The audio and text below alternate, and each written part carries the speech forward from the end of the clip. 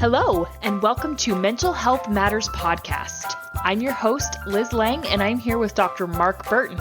In this podcast, we will talk about all things mental health. Thank you so much for joining us.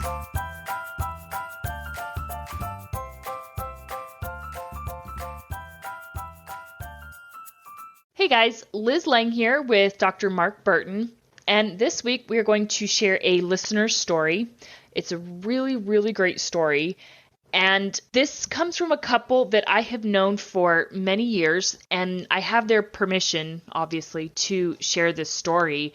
And I've known them both as individuals and as a couple, and when this event in their marriage, so to speak, was going on, I was pretty involved in it. I spent a lot of time talking to them, but I want to take a minute and acknowledge the vulnerability in this story being shared. So throughout the story, I'm going to refer to them as Jane and John Doe to keep them anonymous.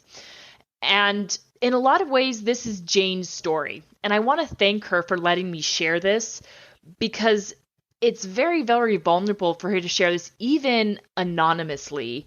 And I just want to recognize her courage in allowing me to present this story because she went through, I don't know if there's really a term for it, but she went through some pretty serious paranoia. Would you agree with that, Mark? When we get into it, after you read the story, I'm going to use a different term. Iron kind of fits paranoia, but I think it fits more with what we call delusion.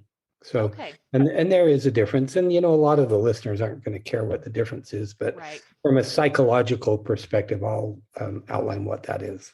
Okay, yeah. So Jane and John Doe, they've been married for a number of years. And to give you a little bit of context to help understand this story, I need to give you some background about Jane's family of origin. So her mom had a very low opinion of men. And as a result, she told Jane over and over, just beat it into her head that men can never be faithful. And Jane carried that with her into her marriage, and it brought up a lot of insecurities surrounding marriage and trust. It created a lot of trust issues. And so there had been episodes before where Jane was concerned that John was cheating on her. And when it had happened, they were able to work through it for the most part without outside help. So yes, it was a bump in the relationship, but they were able to get through it. But then in the spring of 2018, things seemed to change, and no one's really sure what the catalyst was that brought this on. But all of a sudden, she was absolutely convinced that John was having an affair again.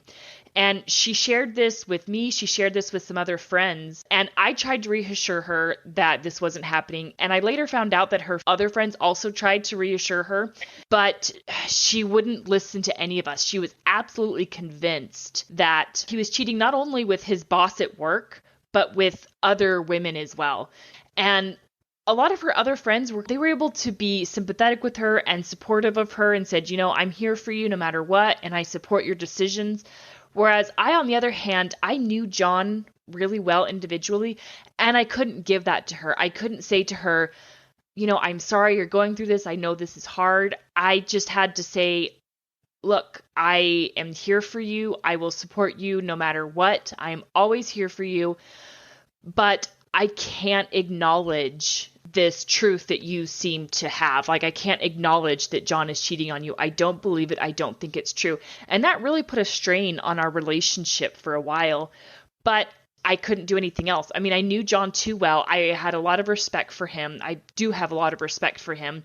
And I couldn't indulge this with her. And things kind of just continued to escalate. It got to the point where she would follow John to work to see if he was there. She actually considered hiring a private investigator to follow him so that she could get proof that he was cheating on her. And it even reached the point where she would leave her phone in another room or even in her car when she'd go to a friend's house so she could talk freely because she was worried that he had bugged her phone. That is paranoia, just so that does fit. Okay, yeah. So there was some paranoia going on, and John became more and more frustrated. And when this first started, he kind of just blew it off thinking, oh, these are just old securities. But as time went on, nothing would convince her otherwise. And he became more and more frustrated. And one of the things that kept him going through all this and kept him with her was his religious beliefs, his religious convictions. He honestly believed that he had made a commitment to Jane. He genuinely loved her. He wanted to stay with her, but he started growing really frustrated. He's like, I don't know what to do. I don't know if I can handle this. I can't take much more of what she's putting me through. This is too hard. And I was constantly reassuring him, you have to recognize this isn't your wife saying these things. I would reassure him, something is going on. Something is not right with her. No one else believes this, because he knew that she was telling other people. And I said to him, these other people know you and love you too. They don't believe her. You have to keep your perspective of what's really going on. And eventually it got to a point where Jane started giving him ultimatums. So she accused him of cheating, but she also accused him of being a sex addict. And so she said to him, I want you to quit your job, because she was still convinced that he was having an affair with his boss. And I want you to go to counseling with me. And I want you to check into a sex addiction recovery center. And if you don't do these things, I'm going to leave you. And at that point, John said, okay, I can agree to counseling, but I can't agree to these other things. I can't do this. And so at that point, he left it in God's hands. And he said, if this is what I have to go through, if I have to lose my family, so be it. But I can't do what she's asking of me. And I also want to note that she'd been going to therapy before all of this, and her counselor had even tried to help her see that this wasn't actually happening. He tried to help her see that it wasn't true, because he had met with John as well, and he didn't believe it. But I'm sure as a counselor, you can't just tell your client, well, I'm sorry, you're wrong. No, that typically doesn't work well. No, it doesn't. And so eventually they started talking about her medications, and he convinced her to go see a psychiatrist. And real quick, Mark, I want to distinguish for our listeners the difference between a psychologist and a psychiatrist. You are a psychologist. Big difference. The psychiatrist is first and foremost a medical doctor. So to be a psychiatrist, you have to have an MD. And for a psychologist, we have a PhD. And so the main difference is psychiatrists can prescribe medication, although there are in some rare cases where psychologists can do that. If you're in the military, I think psychologists can do that. Okay. But that's the main difference. And so the psychiatrists today usually just take 15 minutes and they talk about your meds, and they're the ones who do the med checks. Whereas very few of them will engage in the traditional talk therapy. And the reason for that is the insurance companies won't pay for it. And so if you were, like in Salt Lake, I can think of 2 psychiatrists who do talk therapy, and their fees are probably double what mine are. Wow. I don't know that it means they're any better. It's just a difference in degree. And so most psychiatrists, the vast majority of psychiatrists, do not do talk therapy, but only do medication management. Right, which is an important part of mental health. Right. It's an important part, but there are others.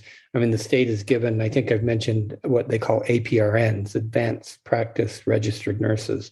And many states have given them the right to prescribe many of those psychotropic drugs that psychiatrists prescribe. Okay, right. Okay. So I just wanted to clarify that for our listeners. He eventually convinced her to go see a psychiatrist who was able to talk to her about her medications and switch things around. And it made all the difference. And Jane described it as a sudden realization. After about a week or two, she kind of just realized this wasn't true. Everyone was right. He wasn't cheating on me. This was all in my head.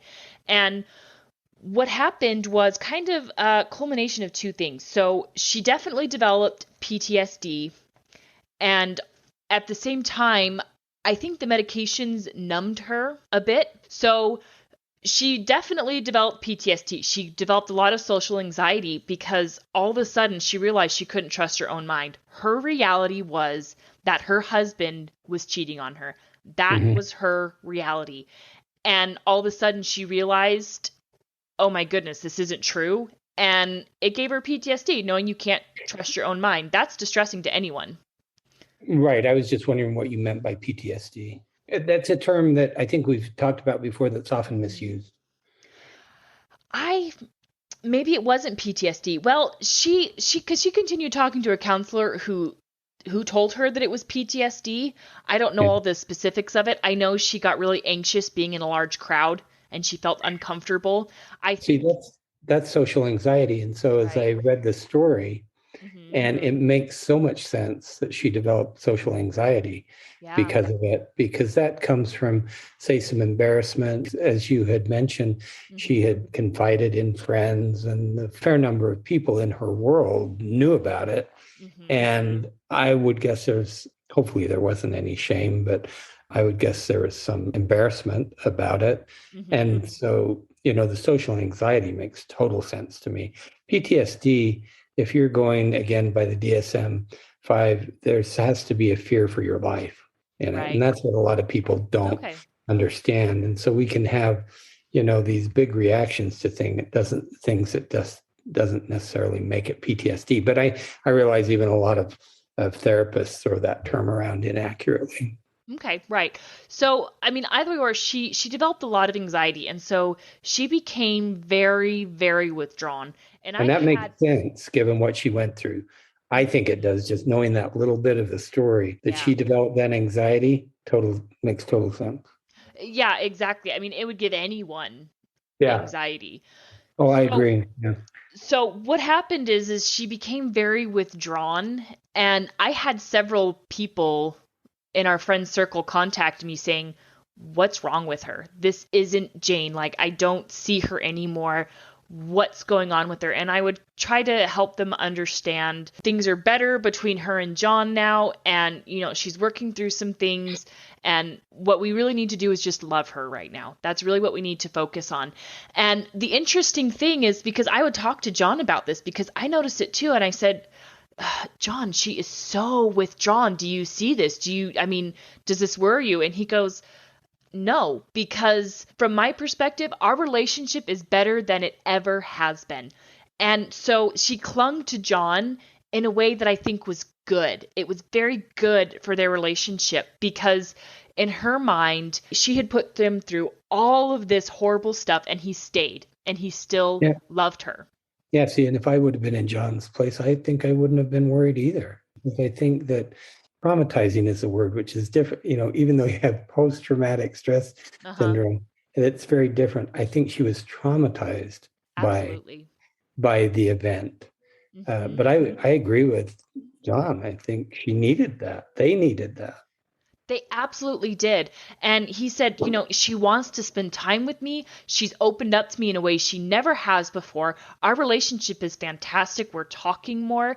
And in a lot of ways, John really became like an anti anxiety medication for her. She just felt better being around him. And the reason why I wonder if part of it could have been the medication she was on is because yes, she went inward, but she almost never smiled. For a few months, she seemed to be just a shell of the person that she used to be. And that's why people were calling me and were alarmed. They said, I mean, she's just not the person that we've always known. Since then, she's back to normal. I mean, I know she still has some anxieties around it because this was only like 3 years ago, but she's much, much more her normal self. And, she's more social, she's interactive more with people. And in fact, I was talking to John, and in the middle of all of this, they also moved. And she had become so withdrawn that at church and in their community, she had kind of, she was quiet. And so she didn't really reach out to people like she normally would have. And they recently moved again. And in her new church and in her new community, she's engaging much more socially with people. And he said, I think that's a good thing because she's been a social person and she's always liked to be around people and interact socially. But it was just hard for her. And I think she didn't know how to reach back out to people after she had been so withdrawn. See, I And think it's so, that, what do you yeah. do?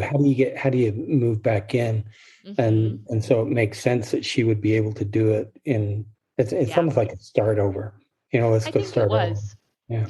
Yeah, it was. And so Their marriage is been cemented in this experience. I mean, it's obviously not an experience that I would wish on anyone. And talking to John, I was trying to ask him a question. He's like, it's kind of hard to remember. I've kind of blocked it out because it was an awful, rotten experience to go through. But he absolutely doesn't regret it because, I mean, their marriage is better than it ever has been. Yeah, I think it's amazing what the mind can do with hard experiences, because I'm not surprised at all that, he's compartmentalized it. Mm-hmm. But I think an experience like that can certainly bring people together. I mean, here's the hard thing is that you can go either way. Yeah. And in a lot of ways, it's like a couple having a real affair, is that often affairs will blow up marriages apart. Now, the couples that I see typically who've had affairs are ones who want to work on it. And so I've seen couples come back together and they're stronger. I mean, if you think about it, and I think this is true for John and Jane, that there's probably nothing harder that they will go through. And I think on some level, you probably realize, okay, we have just done the hardest thing that we're ever going to do. Mm-hmm. So, we're set in our marriage because nothing's going to be harder than this. Yeah. Yeah. I mean, because on the one hand, John felt, he felt emotionally abused. Well, he probably was. I mean, that is an accurate term. Yeah. I mean, it's not that he blames Jane for that. I mean, he recognizes and he was very sympathetic to her throughout all of this. As hard as it was, he also understood to an extent what she was going through. He really tried to put himself in her shoes and think of it from her perspective. My husband is cheating on me. No one believes me. I'm completely alone in this.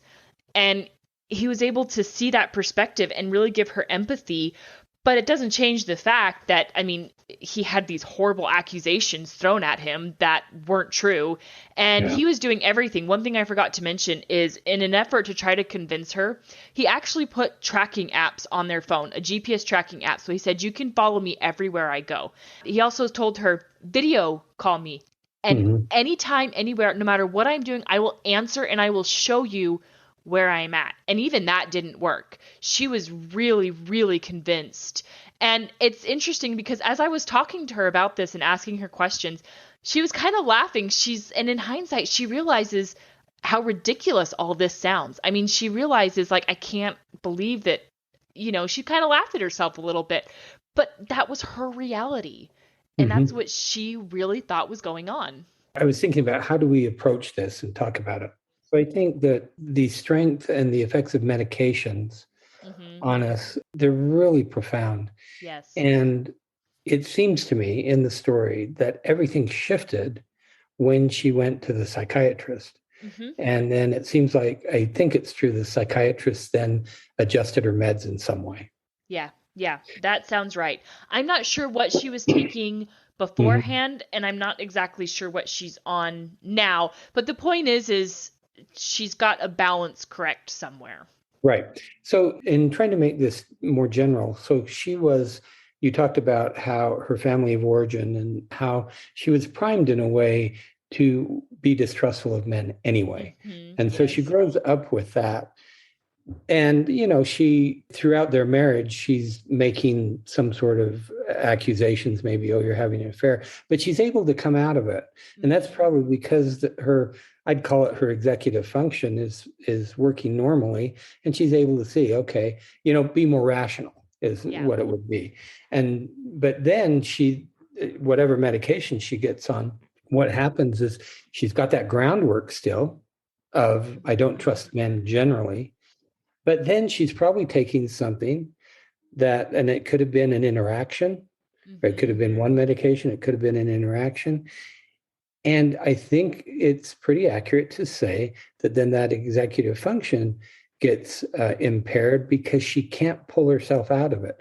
And she can't see the logic. Like before, John might be able to say, well, give some, say, facts about this isn't happening, here's where I am. And she'd be able to say, okay, yeah, I get that.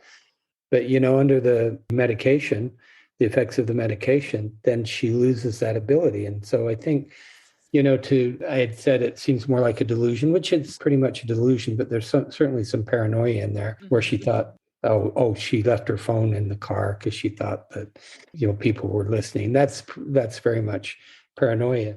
But if you think about a delusion is characterized by this unshakable belief in things that are not true. And often there's a continued belief in the delusion despite contrary evidence. So that, fits this exactly, I think, because there is all sorts of trying to put a tracker on. If you're losing the ability in your executive function to make rational choices, it doesn't matter. She probably could go around with him 24 hours a day and probably could figure out a way, to say you're fooling me. And that's exactly what was going on. I mean, she had herself convinced that he was some really great manipulator of technology. Right. And he's like, you've known me for how long? I'm not that. Turn on a computer. Yeah, exactly. Like, I have to go to outside help for most of my technological issues. How do you expect me to manipulate my phone? How do you expect me to be able to do this with technology? But again, that delusion, it had a very firm grasp on her. Yeah. And we think about different types of delusions. One of them is a jealous delusion. And so it fits in that, extreme jealousy and mistrust. So kind of the general idea is that when behavior changes in such a dramatic way, it's not necessarily like from one day to the next, but over a short period of time, often behavior will change. Well, the very first thing to think about is what is different.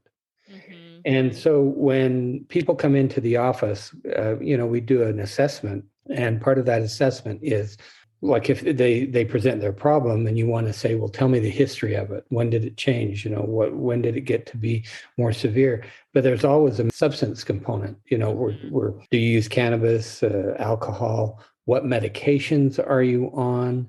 And so, when did you start taking these medications? Things like that. And so if you ever experience either yourself, although it'd be very hard for a person to see this in themselves because they're in it, they're in the middle of it and they can't think rationally in the moment. But if someone you love is experiencing that, I would go see a medical doctor first and foremost.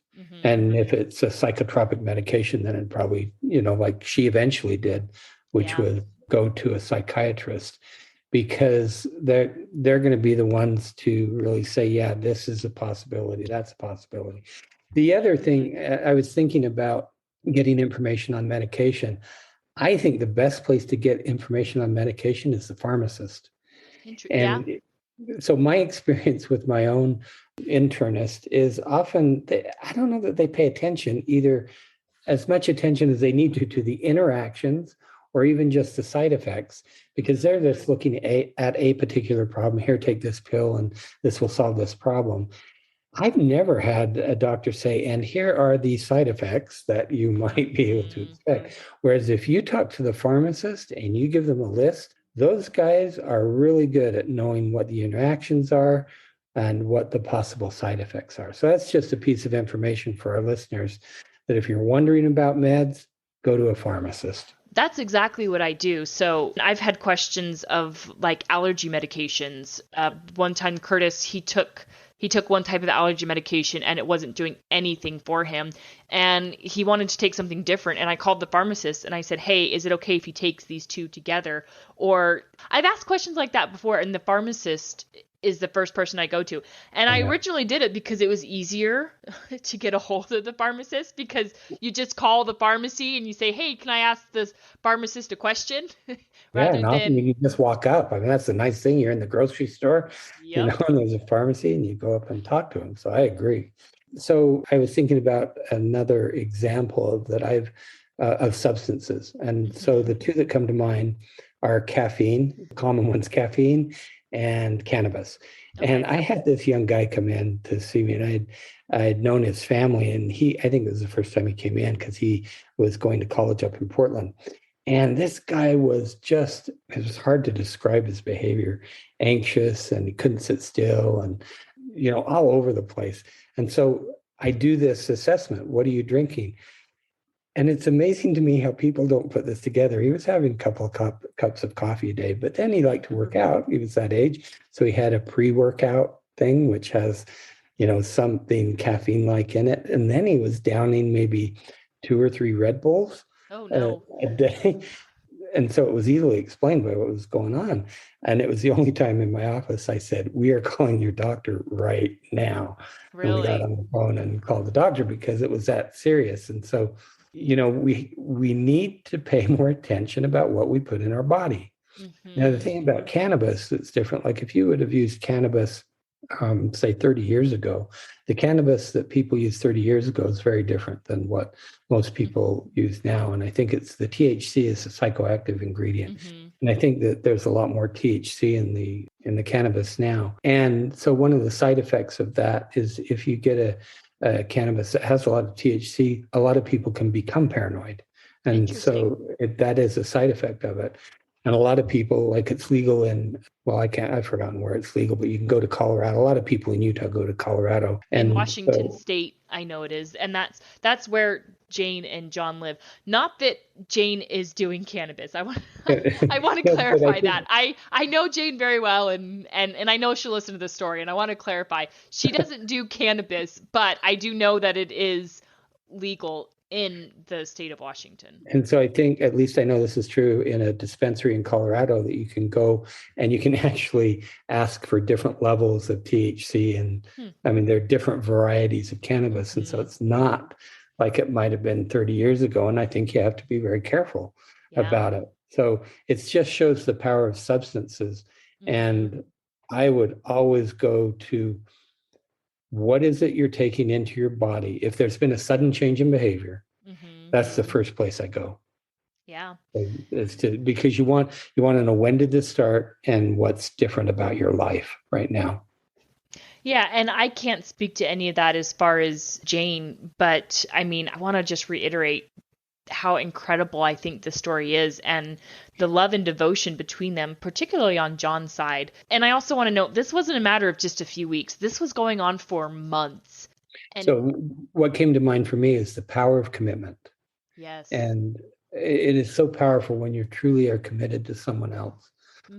I think that there's a lot we can go through. I mean, yes, there's love and there's affection, but it's deeper than that. It's more than that. I mean, often commitment, there certainly is a religious or a spiritual component. There doesn't have to be. Right. But it is that commitment that if you feel it so strongly, I think you can go through a lot with another person.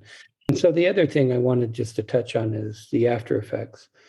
And so, I think the embarrassment, the trauma. So instead of PTSD, I would just say, she was traumatized by the event. Yeah. And I think it would be so difficult to realize, in a way, my mind was out of my control. Yes. As a species, we really think we have that control, and we want to have that control. But, in this experience, for a time, she didn't. And so it made her very vulnerable, I think. And so because she shared this with others, and she was, and others were trying to convince her it wasn't. So, when she had that social anxiety and the vulnerability, that totally makes sense. And I think she needed a reset. Sometimes we need to pull in as a self-protective measure to do that reset. But here it goes back to the strength of the relationship of John and Jane and the commitment, because things resolve, but then you pull together and you repair. So there's this repair and there's this healing that has to take place. And that type of repair and healing is best done in the context of a committed relationship. Absolutely. Because you're working with each other to get closer. And so this particular story has a positive outcome. Yeah. As I think we all realize, it could have gone the other way as well. Not particularly with this couple, but another couple who may have a similar experience. The person could say maybe the commitment isn't as strong, and the person could say, I'm out of here. I'm not going to put up with this. And there was a lot of times that John wanted to. So many times he wanted to walk away because it was hard. It was hard for his wife to think that low of him. Right. And, particularly when she started calling him a sex addict. I think we said this in a previous episode. That term sex addict is thrown around way too easily. Yeah. And in all the years I've done this work, I think I've run into maybe one person who I thought maybe qualified for that, because there's a very specific definition that we use for addictive behaviors. And so I agree, but to hear it, that term is thrown out a lot. You're a sex addict. That's very disturbing. And very hard. Yeah, it was. And it was extremely difficult. And he would talk to me a lot about it. And I remember saying to him a lot, this isn't your wife. Something is going on. This is a mental episode that she is having. And I would say to him, if you leave now, you're going to regret it someday. Right. So the words you just used are really important. This isn't your wife. This is, some sort of mental episode. See, to me, that's the trigger that says, go get other help. Right.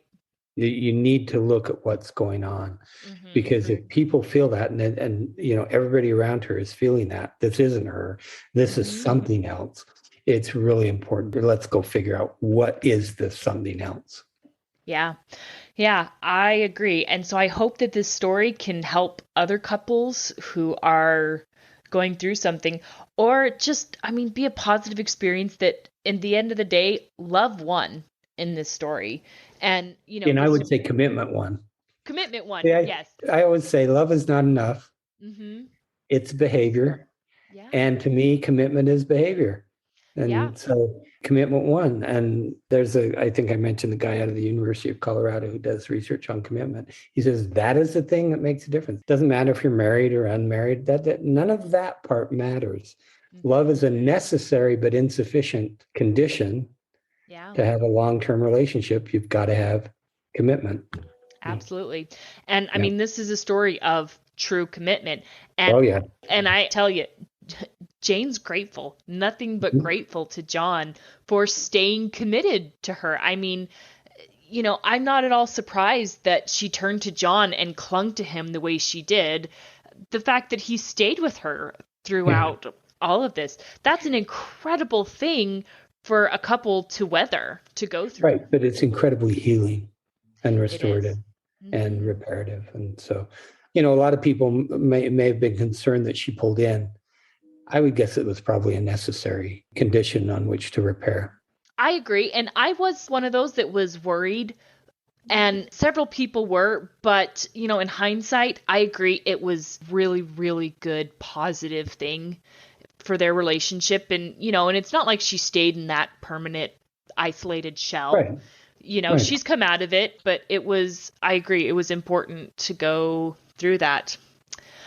Thank you to John and Jane for letting us share this story. Yes, thank you again to them. This was fantastic. And Mark and I love stories like this. So if anyone out there has a success story that you would like to share, we'd love to hear it. If you've overcome something like this, we'd love to hear and just stories in general to talk about. I think they're very helpful, because if you share this story, you're not the only person who's experienced that particular thing.